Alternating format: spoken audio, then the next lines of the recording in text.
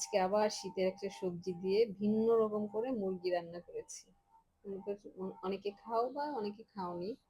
যারা খাওনি তারা এটা দেখে করতে পারো।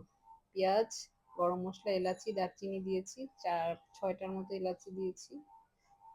দারচিনি দিয়েছি 2 পিস, আদা দিলাম 1 চামচ, রসুন দিলাম একটু বেশি 1.5 চামচ, জিরা পাউডার 1 চামচ, আর ধনিয়া পাউডার দিচ্ছি ছোট চামচের 2 চামচ।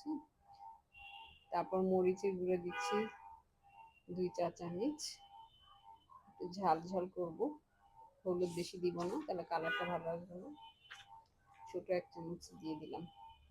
এখন কষা মশলাটা কিন্তু আমি অনেকবার কষিয়েছি, কষিয়ে এখন মুরগিটা একবার কষানোর পর এটা দিয়ে দিলাম যেন একসাথে সিদ্ধ হতে পারে, না মুরগিটা আবার গলে যেতে পারে।